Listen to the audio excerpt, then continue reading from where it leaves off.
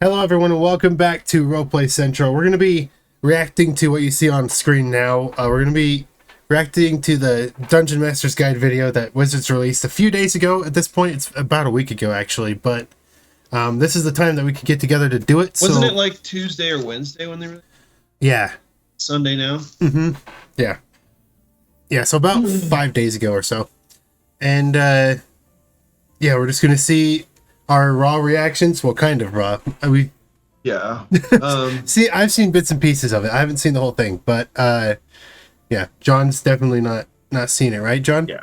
John, have you heard anything about this new DMG? No, I haven't. Yeah, I pre-ordered it. It's the only one. I think it's the only of the new 3 books I'm gonna get. Yeah. Player's Handbook's already out. I think Shadow's gonna get the Player's Handbook. Yeah. Nice. Okay. And you might see our heads peek in and out of frame at some points. Just don't mind that. All right, here we go. So we have a new Dungeon Master's Guide. Tell me about what is new and exciting in this new DMG. So this new DMG, the new Dungeon Master's Guide, is a chance for us to apply some of the feedback that we've gotten on the Dungeon Master's Guide that came out in 2014, and to do some things we didn't have the time for or the budget for last time. And one of the key philosophical things was remembering that this book ought to be, the Dungeon Master's best friend. It should feel like the book that the Dungeon Master considers to be indispensable when they're creating content for their games or when they're running their games. And so we went back and took a look at the 2014 book and said, okay, what parts of this book are delivering on that philosophy and what parts of this book aren't? Those conversations led us to restructure the book so that it's easier to find the information that you need, that it's more intuitive in terms of the order in which the information is presented. You guys can still hear it, right? And adding things to the book that would be more timeless and always useful to Dungeon Masters. So first and foremost, the Dungeon Master's Guide is bigger. Like all of the revised 5th edition books, we have added pages to the book. Things that were not in the 2014 book that are in this book include 5 short sample adventures, a complete campaign setting, a lore glossary, which is a place where we gather up sort of encyclopedia-style entries on various characters, locations, and substances in Dungeons & Dragons that you may or may not know about. And That I'm just going to stop for a second. That alone, I think, is worth buying the book, in my opinion, because I want the campaign setting, and the fact that they give you free like adventures and stuff within it is already awesome. But yeah, they're going back to the original setting. And another totally new feature of this book is the Ghost of Bastions Saltmarsh chapter. was set in Those things alone, Yep. the adventure content, the campaign setting, the lore glossary, and the Bastions chapter. That's all new content that we wanted to get into this book, and that's why the book is, one of the reasons why the book is bigger. Why is it so chunky? It's a chunky book. Yes, exactly. I wonder if it's going to be like a 1,000 pages or more. Magic items. More magic items are illustrated now than in 2014, so there's more things you can see what they look like. There's a couple places where we weren't super satisfied with the way a magic item looked. I heard somewhere. And so we redid those. Our director, Emmy, put together a lineup of all the potion art we had, just so you can see them all together. There's a couple of really sweet pieces in there, some sort of inside jokes, like the potion of invisibility. It looks like an empty bottle.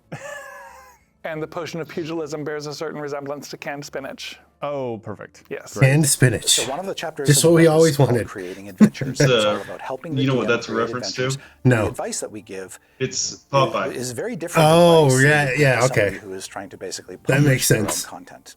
Because when you're creating content for yourself and you are the audience, there are tips and tricks that we can give you to help you do that.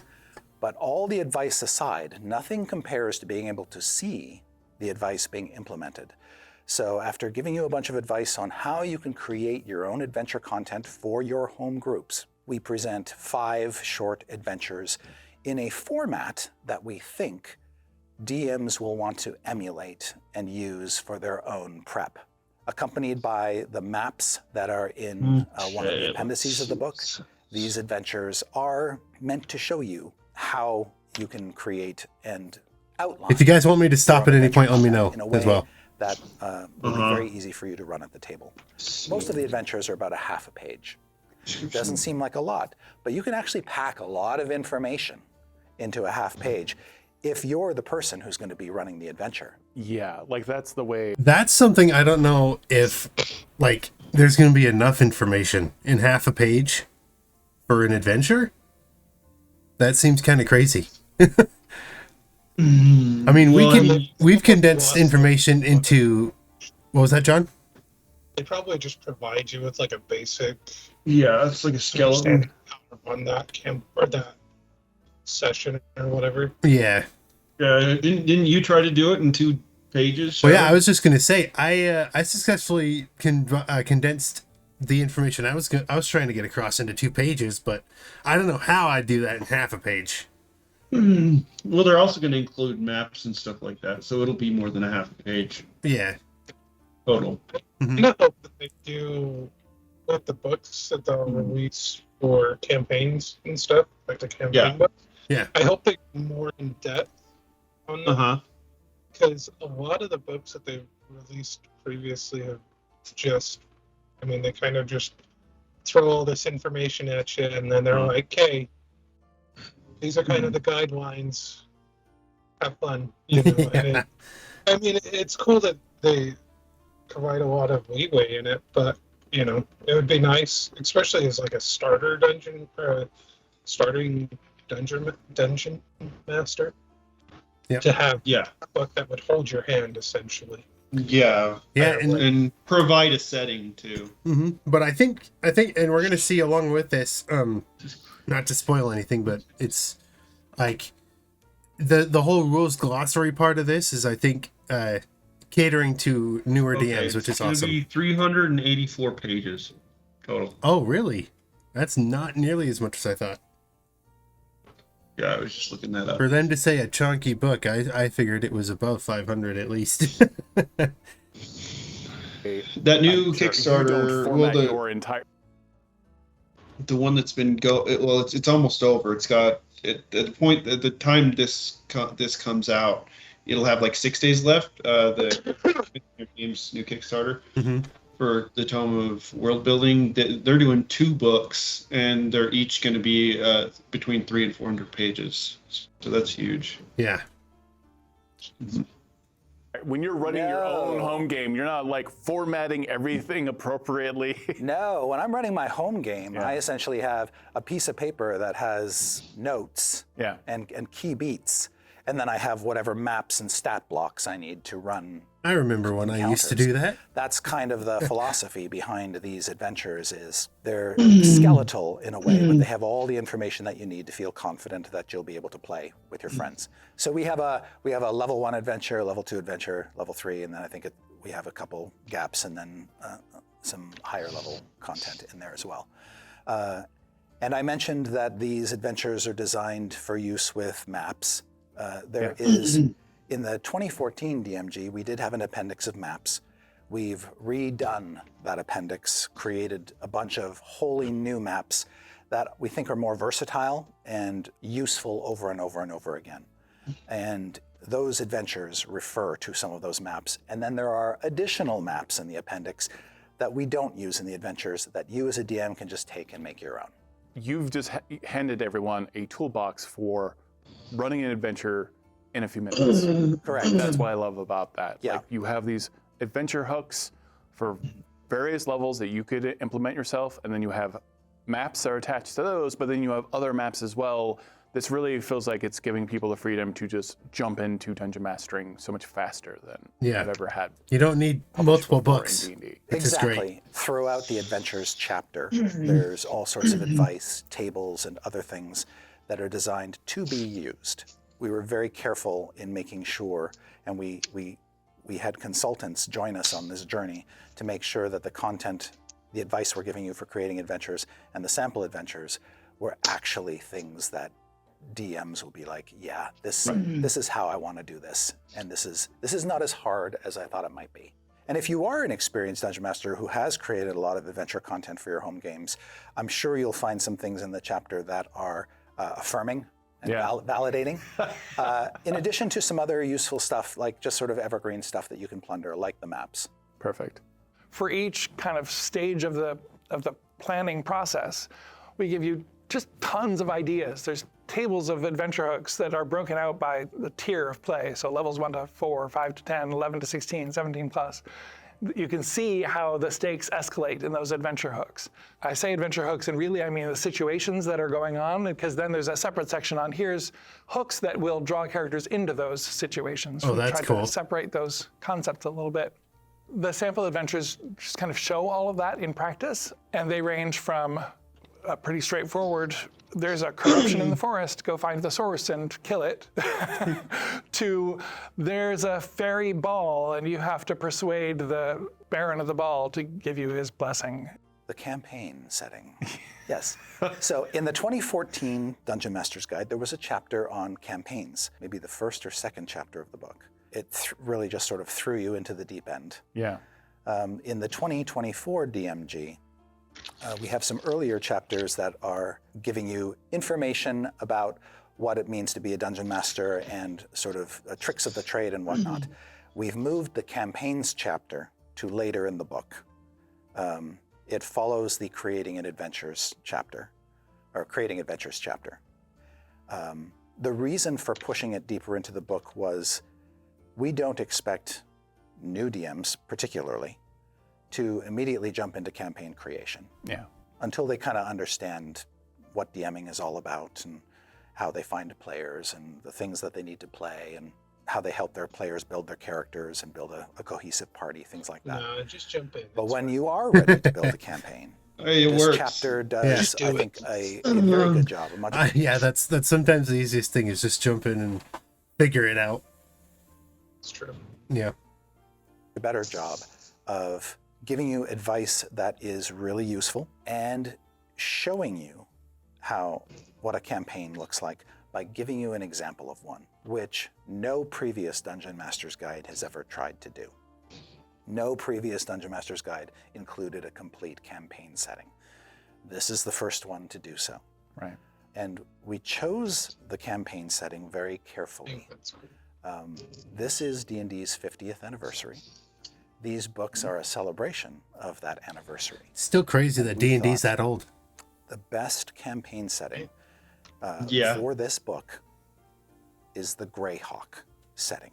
And for those who don't know, Greyhawk is the first official Dungeons & Dragons campaign setting. It is an old and very beloved place that has given rise to some of our greatest heroes, from Tasha to Mordenkainen, and enemies, from Igwilv to Ayuz. There's also something lovely about the first campaign that you hand someone in the Dungeon Master's Guide is the first campaign. Yes, and the thing that I loved about Greyhawk when I first So Tyler, do you know when they moved on from that? Like when they started making content for other campaign settings? I don't 100% know, but I know. I think in the 80s or 90s was when they started doing the Forgotten Realms, and at some point they were also doing stuff for Dragonlance, if I'm not mistaken. Yeah, that sounds familiar. Yeah. But yeah, I mean they've been with what's it called, Forgotten Realms, for a long time. Mm-hmm.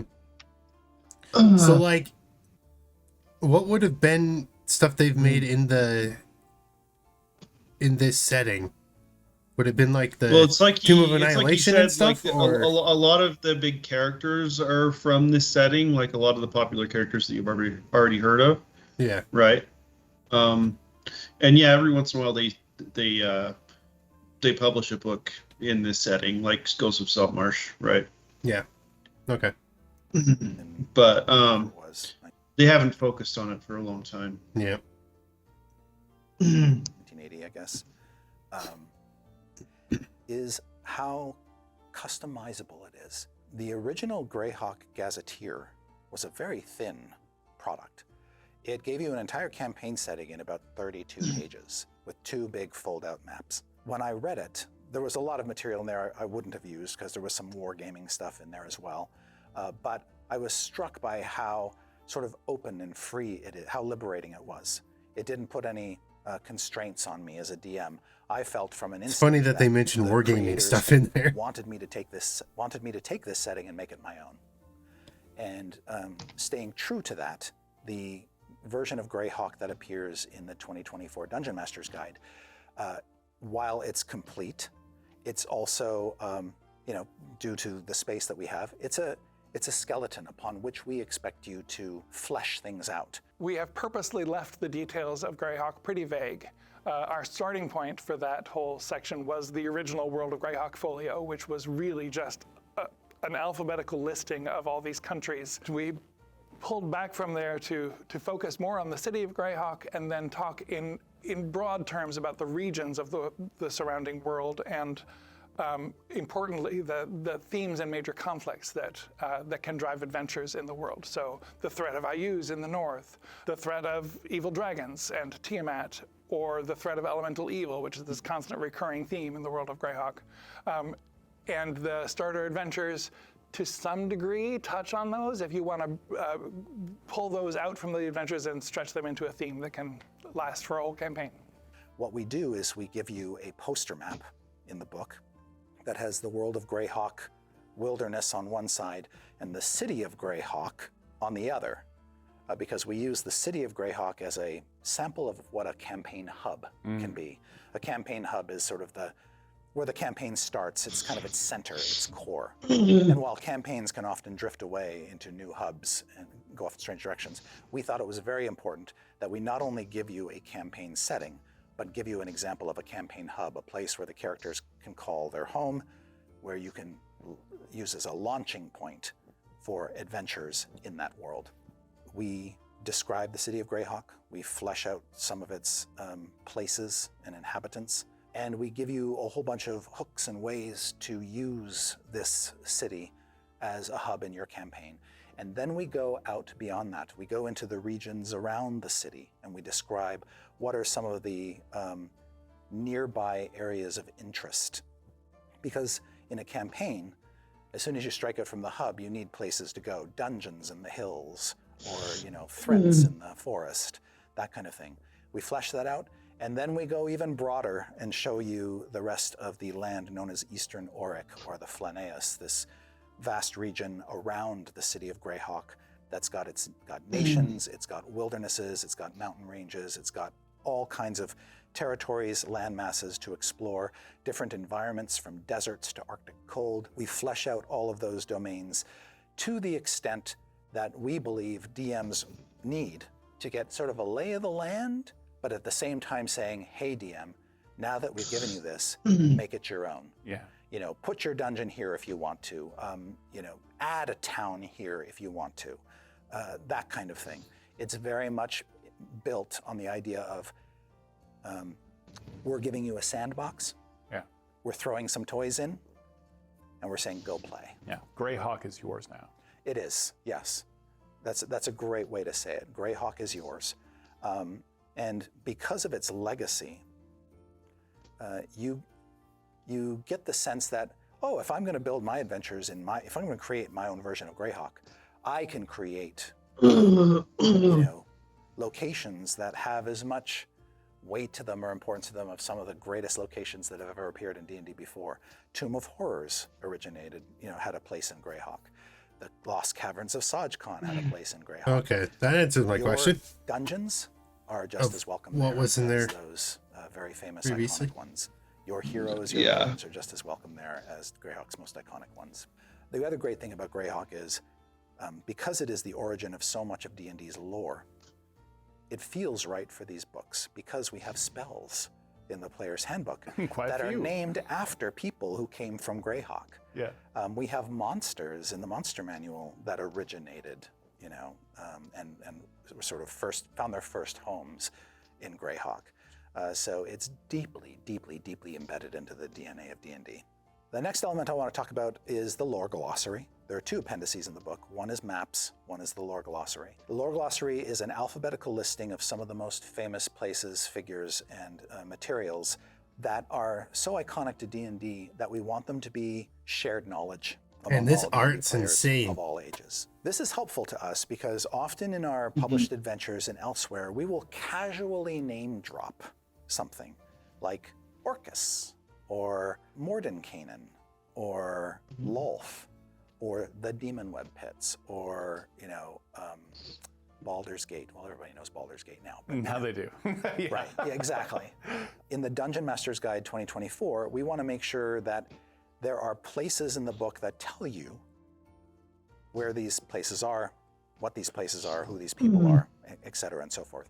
What is mithril in D&D? What is adamantine in D&D? That that's kind of perfect. thing. The lore glossary captures a lot of that lore that many of us old-timers have embedded in our heads, but a lot of D&D players don't. Yeah. And so this is just an easy, quick reference guide for people who are looking for information about this mysterious thing they've just stumbled upon. Sort of a who's who for D&D. It is very much like that, yes, absolutely, with some nice art pieces sprinkled in. That stuff appeals to me no matter how much I already know. I just like reading like a little bit of the lore of all those people. And a lot of the lore comes from every past edition as well. Well, we were very careful to seed in some things in the lore glossary that surfaced prominently in different editions, like the Raven Queen, for instance, was a big figure in 4th edition, and she gets an entry in the lore glossary.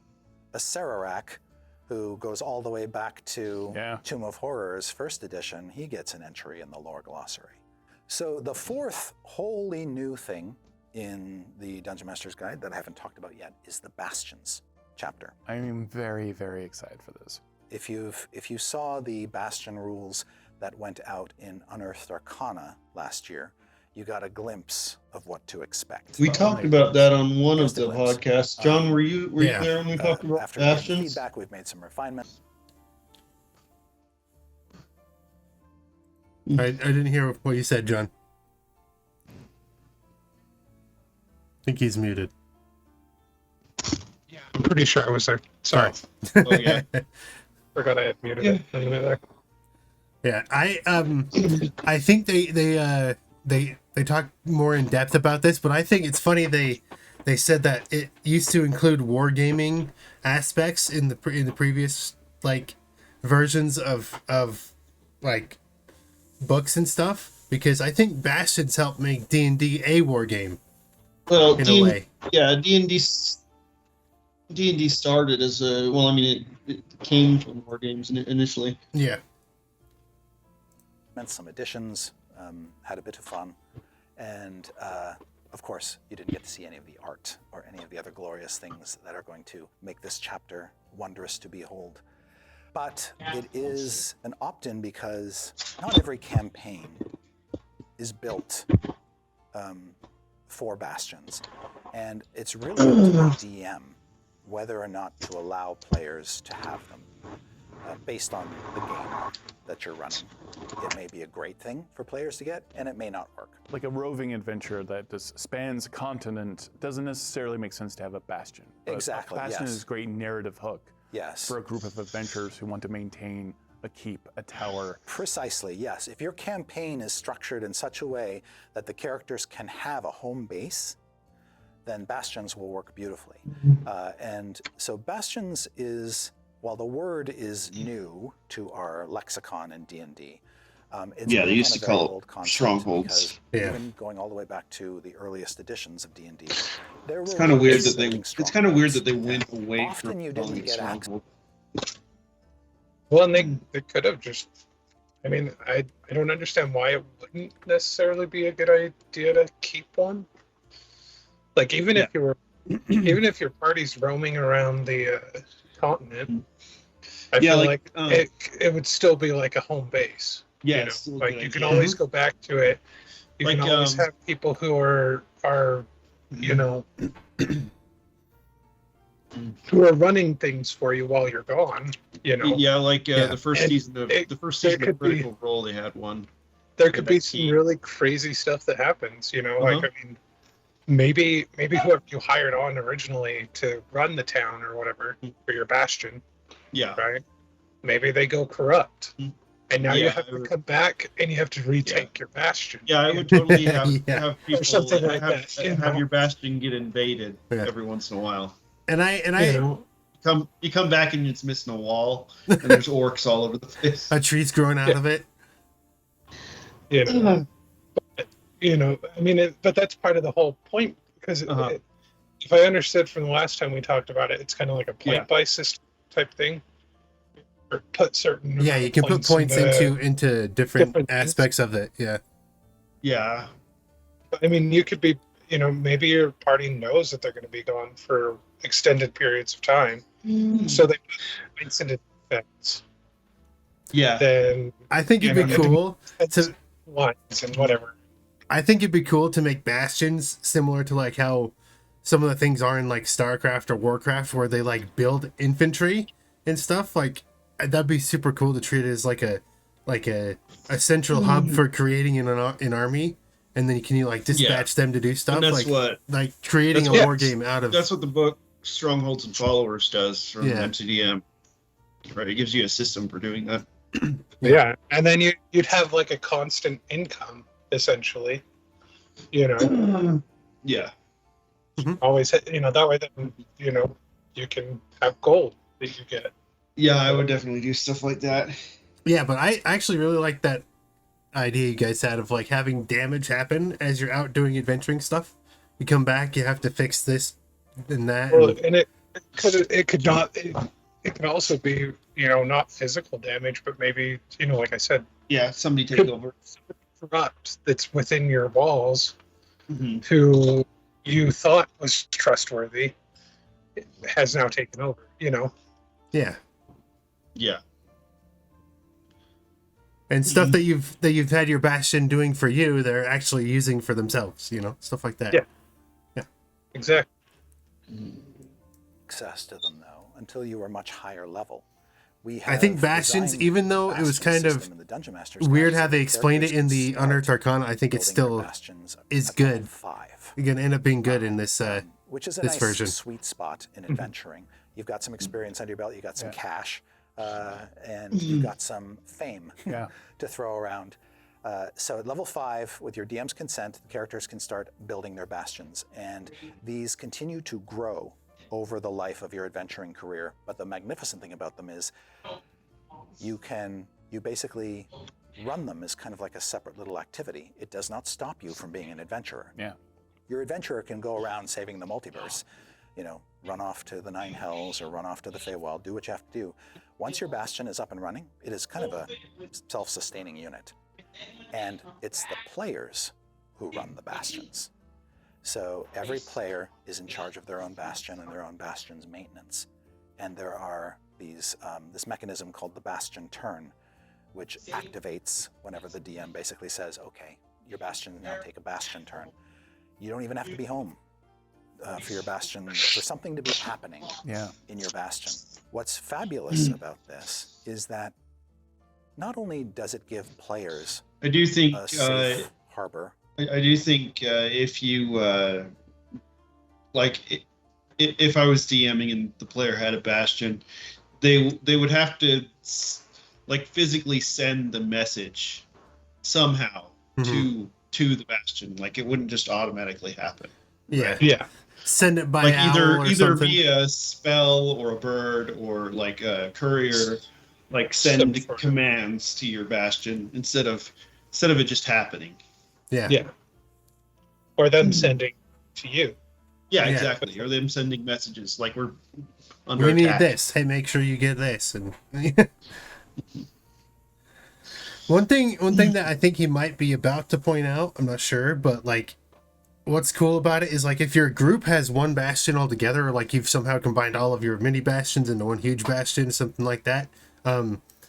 Mini bastions. In the case that you miss a session, you can just text each other and say, hey, just take a bastion turn, and that's our session for the week. It's cool you can do that. And you're still accomplishing stuff in your campaign, and you're not, even though you're not meeting for an actual full session.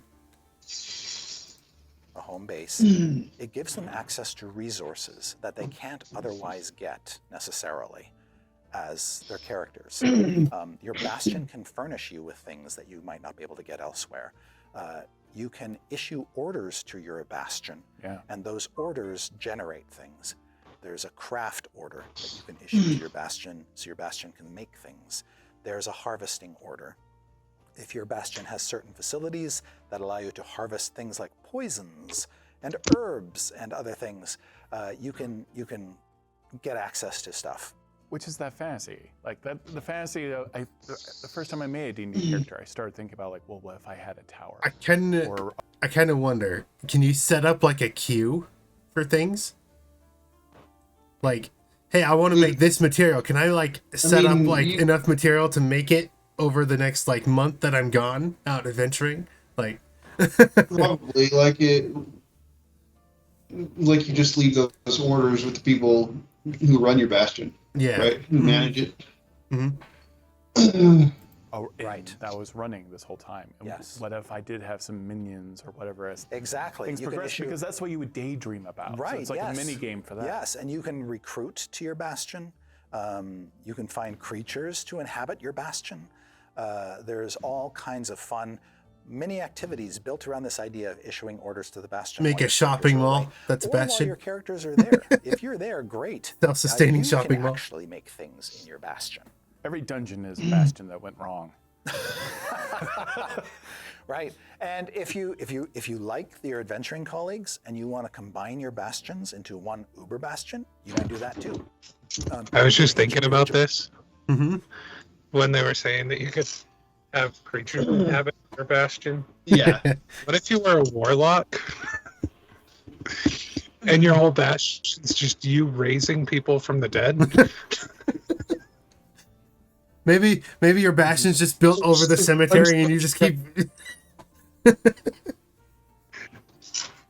When it's the whole like Monty Python thing, bring out your dead, bring them to my Bastion, I'll revive them.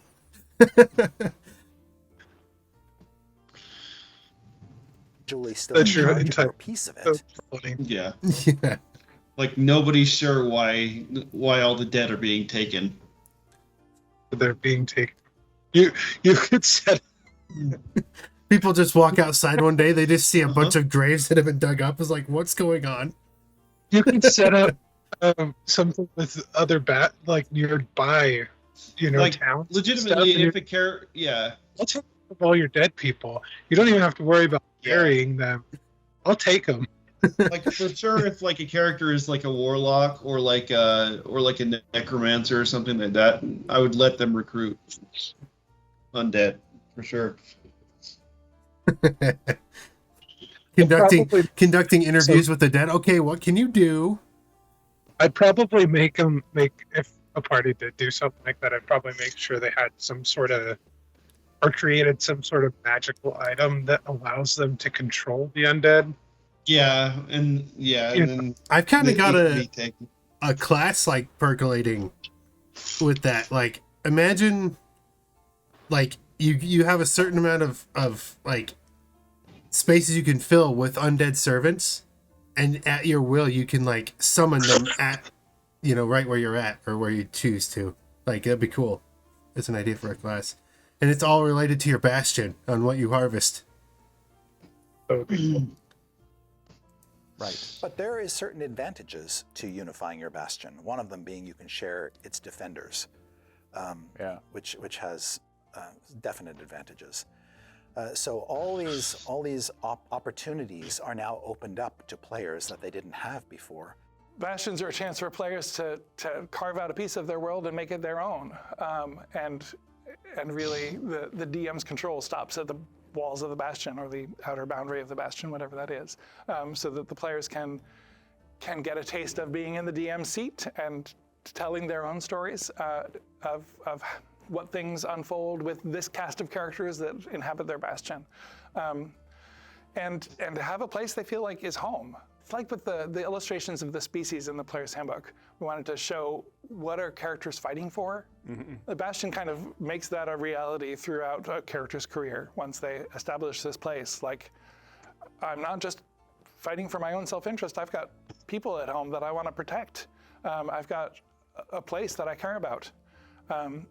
It sort of ups the emotional stakes in the game. The players are essentially DMing their own microcosms within the larger campaign, giving identities to their hirelings, the Bastions, triggering events that happen in the Bastions and seeing the results and consequences of those events. That's a very DM side of things. So I love the idea that the Bastions are in the Dungeon Master's Guide because, in effect, it's allowing the players to get a taste of what DMing is like. Yeah, it's very sneaky. Yes, it's a wonderful out-of-game activity. Yeah. Oh, it's a great mini game. Just when you're, if the session has to be canceled or whatever, and you can't play tonight or whatever, that's okay. Your DM can just say, "Everybody, take a Bastion turn." Yeah. Send the message. And then off the players go, and they just let the DMs know. What is it? What was that? They just said exactly what Shyler was talking about. Yeah. Yeah, I thought they were going to bring that up because they brought it up in a previous thing when they lightly touched on it. Bastions did on that particular turn. It's a fabulous sort of game within a game. I love that. I'm hoping that that when DMs and players really start to interact with it and visualize their Bastions, I'm hoping that they send me maps and pictures of the Bastions that they built. And that, again, that's another thing I felt myself immediately doing. Well, I had to draw out every little thing. This is what my wizard tower looks like. Or this is the inn that got hunted by a vampire looks like. Right, yes. In Ravenloft. That was always the worst hook I would do to my players. I would give them property in Ravenloft. Oh, see. Yeah, I mean, it comes cheap, but I mean, Yeah, the mortgage is very low. So are the interest rates. It's how many people died in this house? Oh, don't worry about it. Why put a number on things? So I have a question. Is it going to be that just when you have a house in D&D that it's just going to be it's a bastion, or is it going to be a separate thing? You dedicate a specific space to being a bastion rather than a home for your, I don't know. I would keep it separate. Obviously, it depends on the situation. Yeah, obviously you could have a home in your bastion, but yeah, because I feel like they're going to be one and the same. I feel like the people will say, "Hey, we're going to have a house, but that's our bastion." It feels kind of it feels like that house building DLC in Skyrim kind of. Oh yeah. Mm-hmm. A house. You could own houses and then you could also have a house. Mm-hmm. What are you saying, John? We can't hear, or I can't hear you. And you can have a house in another town, but it's not qualify as a bastion. Yeah. I wouldn't imagine. Right? Mm-hmm. I'm just thinking when people dedicate the resources to setting up a house, they're just going to say, "Hey, this is a bastion" instead of a house, or it's both somehow. And if it's how is that going to work? If it's out in the middle of nowhere, or if there's no neighboring towns or whatever, and you've purchased a bunch of land, then sure. And what if you make moving bastions it's in Mortal Engines, how cities move? That'd be insane.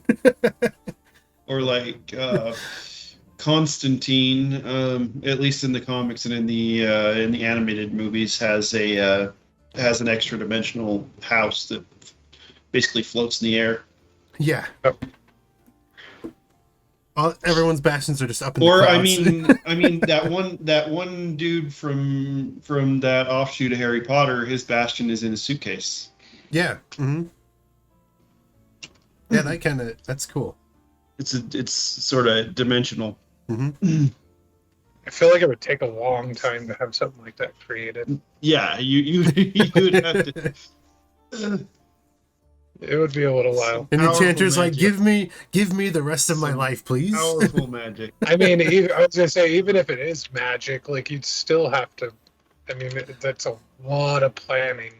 Yeah. And a lot of. It could be essentially your life's work to create a bastion like that. Yeah, you're just a team of shoot, what are they? The Tinkerers, whatever. Minions? Oh, No, what's the class? Artificer. Yeah, there you Yeah. go. Yeah. You're just a team of artificers creating this big city that moves. Build a That'd be train, ride the interesting. train around to different towns. Like if you, well, I'm thinking more like Howl's Moving Castle type of a thing. Mm-hmm. Like it's just this big, huge robot Yeah. island type thing that carries a giant city on it. you Yeah, know? it's like in Mortal Engines, how the entire city of London was a giant, big machine that moved like crazy. Yeah, and Artificer. Yeah. because we want the Bastion system to play nice with the rest of the Dungeon Master's Guide too, there are references to Bastion elements in other parts of the book, like the Greyhawk campaign setting in Chapter 5 tells the DM good places where characters can set up their bastions. And then we have just a massive treasury, treasure section. Yes, so as in 2014, the biggest chapter in the Dungeon Master's Guide is the treasure chapter. Loot? Loot, yes.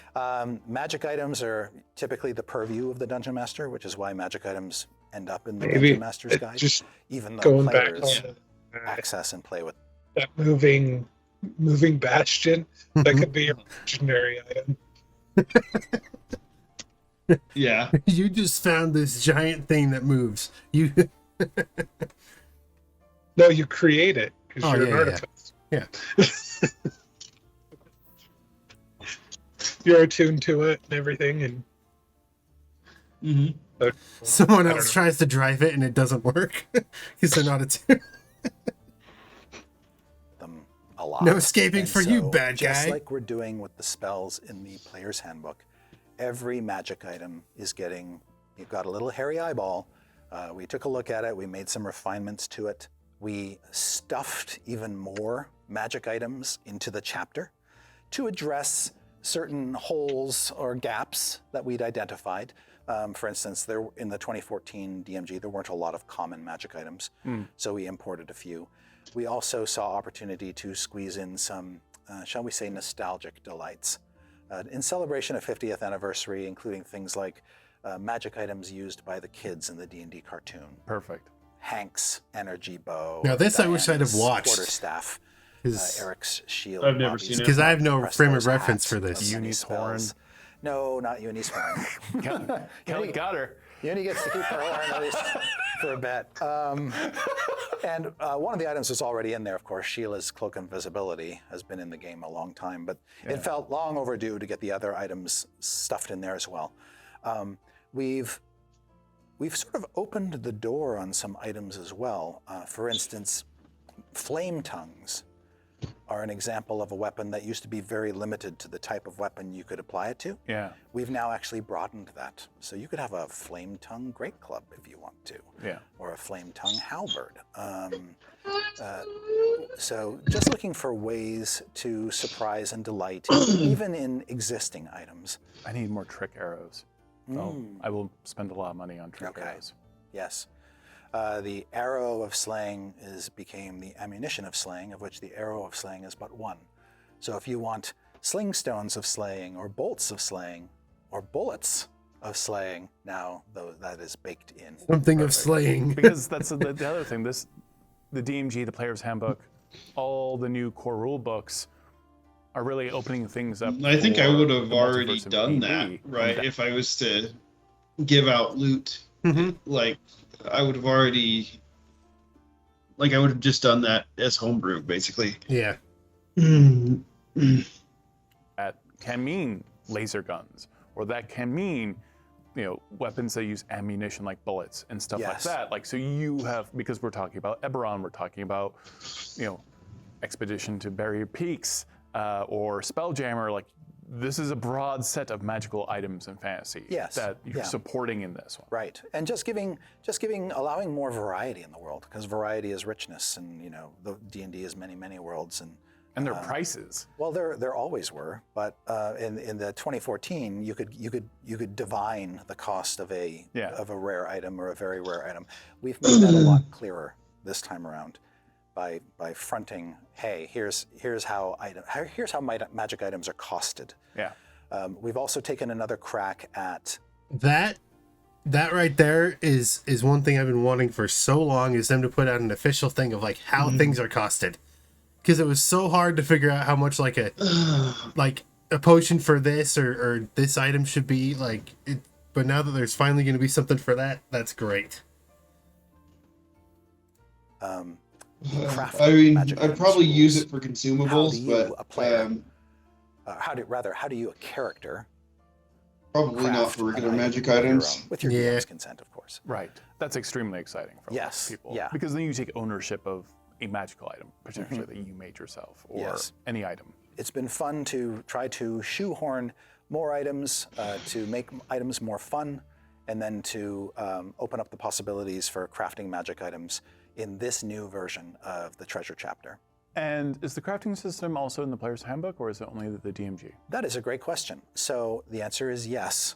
There is crafting magic items in the player's handbook, but it's limited to some very simple potions and scrolls. Okay. So you can create a low-level spell scroll, or you can create a potion of healing or some other low-level potion. The rules in the Dungeon Master's Guide are broader and encompass more variety. I'm looking at the new Dungeon Master's Guide cover art. It's very charming and on purpose, having like Warduke and Benji. Dude, that book looks super big.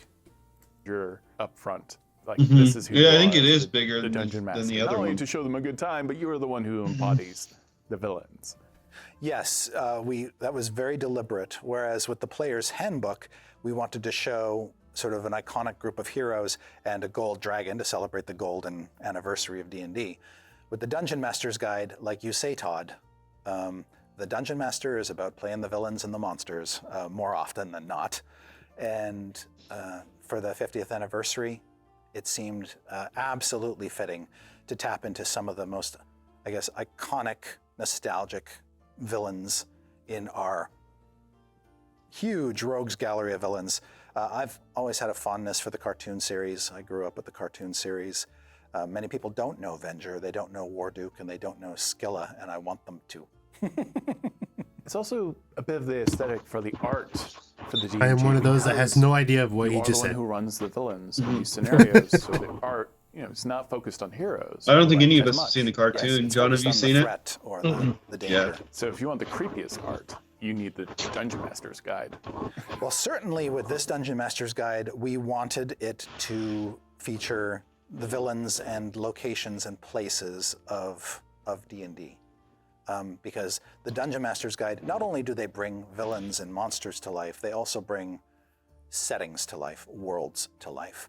And so we took great care this time around to make sure that we have lots of art showing bad guys and places, so that you get sort of the full range of the multiverse. And you and I now have batted around this multiverse word a few times. How important is the multiverse to D&D? It's extremely important. It is the default setting for D&D. It is all of our worlds. It is all of the worlds that our fans create. They are all part of this multiverse, and they are all welcome, and they are all important. So in our art this time around, and in the books themselves, in the text, we wanted to drive that point home, that the multiverse is our setting, and look, it's magnificent to behold. We have a whole chapter on the cosmology of D&D, which talks about the worlds of D&D and the planes of existence that are out there waiting to be explored. We tried to make them more beautiful this time around. We tried to give you even more useful information as a dungeon master about some of these places, while still making it clear that, hey, you're the DM. What you show of the multiverse is entirely up to you. Perfect. We haven't talked a lot about the tracking sheets. Yeah, tell me about the tracking sheets. One of the fun new features that's sprinkled through the 2024 Dungeon Master's Guide are these delightfully charming tracking sheets that not only do we put in the books as kind of like a show and tell to show you what we mean, but also we're going to make them downloadable off of our website so that you can just print them out and put them in whatever you use for your campaign journal. And these sheets are designed to help you keep track of important information in your game or in your campaign. If you want to create a new NPC, there is a sheet that we give you that you can use and write on to capture important information about that NPC, and it's presented in a very clean, elegant way. There is a sheet that you can use to build settlements like towns and villages. There's a sheet players can use to keep track of important information about their bastions. There is a sheet you can use as a DM to keep track of the magic items that you've dispensed to the party in the course of the campaign, to keep track of important character information so that you have some information about the characters in the party readily accessible to you as a DM behind your screen. So that when you're planning adventures, you can remember, things about characters' backstories that might tie into greater plots in your campaign. There's a sheet that you can use to track major conflicts in your campaign and then update them accordingly. And then I think most importantly, or the sheet that I find most useful, is the session planner sheet, where you've got a game session next week. You can write down the key beats of what you think is going to happen, key characters, make notes and other things. These sheets are beautiful. I think they're compelling. I think a lot of DMs will want to use them or want to create versions of them. And they have charming little illustrations of monsters on them, which I think are absolutely delightful. Baby monsters. Everyone. Will you guys use those, you think? Any of those? Maybe. I can maybe see the session planner, but other than that, I don't know. Because I like random NPCs, so like when I do the NPCs, I just like rolling them up, and I have all the stats just right there, anyways. So, but what about you, John? Maybe, yeah. It depends. I definitely wouldn't use it for NPCs. Yeah. But one loves baby monsters. Baby monsters, yeah. So they really are quite charming, and I think that in addition to things like I could see using the Bastion one and like the town one, like the settlement tracker, right? Yeah. Like that could be good, but I don't think I would use the NPC one. That's my fault. I am a terrible interviewer. Tell me Too much page real estate for one chapters NPC. of the book. Chapters 1, 2, and 3 are super important. Okay. And we put them at the front of the book because they're super important. That's a good structure. Chapter 1 is called The Basics. Perfect. It is a short chapter, primarily aimed at DM curious folks who haven't DM'd or haven't DM'd much and are curious to really kind of dive in and sink their teeth into the DM role. Right. What do I need to play? How do I get my players together? What's the first steps, basically? What is this DM screen and what the heck do I do with it? Very, very basic.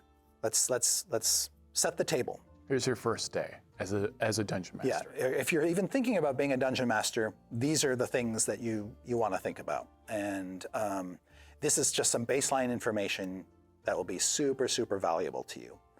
It's been interesting to me how they've never really put any of that into like, I know it's called the player's handbook, but like they could name it something different, like where it's encompassing both players and DMs. It's like the introduction to both things in one book, so you don't have to have both of these books to know that. Most other games, like other TTRPGs, they do that. They include like player stuff and DM stuff. Yeah, they don't have to print two books. But D&D's always done the separate books. Yeah, and we are talking about Wizards here. Wizards. They've always done we like even before into Wizards of the Coast owned it, they were doing it separately. Yeah. So I mean, it's a D&D thing specifically. Like it's even outside of Wizards of the Coast. Yeah, it might even be a preference thing too for a lot of people. Yeah. It's just like whether you prefer to have the separate information or all in one. But for me, I'd prefer it all to be like the basics, at least for DMing and playing, is like a first chapter in one book. To chapter 2, which is called Running the Game, and it is literally that. It includes a sample walkthrough of play. There are similar things in the player's handbook, but this one is more aimed at the dungeon master. It has very basic but tried and true advice on creating a fantastic experience for your players and for customizing the experience for the players that you have, which I think is super key to being a successful dungeon master. It's not enough just to necessarily run a published adventure and hope that the players get everything you want out of it. You have to think about who's around the table and make sure that you're delivering an experience that everybody's going to enjoy. And so this chapter is focused on helping the DM actually run a fun game. And I think that even if you are a very experienced DM, there's going to be something in here that's going to make you go, oh, well, yeah, I should totally be doing that. How do you bring foreshadowing into play and make that part of your game? You may be an experienced dungeon master, but you haven't had a lot of experience with a certain aspect of the game, and this chapter will help you with that. How to look like a genius. Yeah. Yes, how to convince your players that it was your plan all along. Yeah. That kind of thing. I've often written articles about things like the invisible railroad, is how do you keep an adventure moving toward a destination while not making the players feel like they're trapped on a railroad and have no power to alter what's going on around them. The Running the Game chapter is all about creating best play experiences, and so it's super valuable both to new and experienced DMs. In chapter 2, we started off with a section called Running Combat.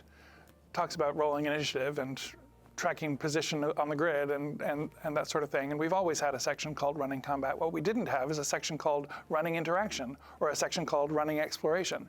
Now we have both of those. They're not as extensive as Running Combat because it's the nature of the game that those things are more about the conversation between DM and players, really entirely in the case of interaction and more so in the case of exploration. But one of the things I added into that running exploration section is a different approach to overland travel or any kind of long journey that characters make that not only sort of streamlines the process of running a long journey, but also helps the DM plan for a journey so that it's not just a matter of, I'm going to roll an encounter for every day of travel, but rather you're thinking of the different stages of the journey, how they unfold as a narrative, and what are the obstacles that the characters have to overcome in each of these journey stages. So like that helps my narrative brain think about handling a long journey in the middle of an adventure or an adventure that is a long journey. It might be that one of these stages ends at a ruin that the characters are going to explore, or that's their destination at the end, that is the dungeon that is the centerpiece of the adventure. It's a relatively minor thing, but it really came together nicely, and I think DMs are going to find it a huge help for part of the game that is often overlooked or neglected or not really understood. When we get to chapter 3 is a weirdo. So after we dispense with the advice on how to run a great game, and before we get into conversations about creating your own adventures and creating your own campaigns, there's a bunch of topics that have to be covered that are very situational. Traps, how poisons work, siege engines. In 2014, they scattered all this stuff all over the book. NPC building. It's a good thing that they're consolidating a bunch of these miscellaneous topics that the 2014 DMG covered, but they were sort of scattered everywhere throughout these the are book. the building blocks. Yes, this is a good way to look at it. Building blocks. We call chapter 3 the DM toolbox because it's just this cyclopedia of miscellaneous parts. Toys that can come up in play. And we organized it alphabetically by topic. So it is this alphabetically topical listing of different things. You need more information about curses and how curses work. There's a section on curses. Hazards. This can be green so slime, helpful. Yellow Have it all mold, in one spot. brown mold. Some new ones. Fireball fungus. No. Yes. That's all in the hazards section. It's a very well organized grab bag of miscellaneous topics that come up in games all the time. And I adore that stuff. In the some of the Dungeon Master screens, there's a scale of damage. Like, what if you fell off a improvised mountain? damage, Yeah, what yes. if a meteorite fell? And here's the damage. That I found so I've helpful. literally never had to use that. Looking at myself, that part it of the also was a DM nice screen. point of, like, here's a really fun hazard to present to the players. Yeah. Because there, too often you can think about thinking about weapon damage and spell damage, but what happens when an avalanche hits you? What then? So that sounds like that entire chapter is that. Yeah, and so that's the book all told. You've got it starts off. What original with the D&D had fundamentals. roles had saves versus death for. Mm-hmm. The older games. Yeah, Right. That almost They be a needed- better system than they needed the- scaling yeah. damage. Basically, save or you're dead. Yeah. Then goes into the esoteric, and then it goes into the create your own stuff, and then it goes into the treasure and bastions, the goodies. This is an entirely new book. It is taking the wonderful bits of the 2014 Dungeon Master's Guide and resorting them and blending them in a way with new stuff that does in fact turn it into a new book. The 2014 Dungeon Master's Guide was kind of I use the word toolbox a lot. I love talking about that. That's what I love to do, is provide Dungeon Masters with a big box of tools and toys that they can take out and do stuff with. Right. The 2014 Dungeon Master's Guide was too much that. It was like just a big toolbox with not enough direction and guidance for how to use this stuff. Yeah. So the 2024 DMG starts from the very beginning, from the foundation of what it means to be the Dungeon Master's Guide. What are the roles that you take on at the table, and how do you wrangle your friends together to play this game, and what's the nature of your interaction with them, and really, we spend time in the player's handbook telling you how to play, and that this is fundamentally a narrative game where it's all in dialogue. And the DMG pulls the curtain back a little bit to show you what's going on inside the Dungeon Master's head while all that is happening. So we're teaching you really from the beginning, how do you do this amazing, awesome, terrifying task of running the game. This has to be very exciting for you. It is super exciting for me, partly because I felt that we didn't have as much time the last time around to really stick the landing on the Dungeon Master's Guide, because we were a very small team doing a lot of work with very little resources. And this time around, it was nice to be able to, with 10 years of information, go back and say, okay, it's very rare to get a second crack at something. And I think this time around, a lot of thought over the years has been placed into creating a user experience around these books that is just much better.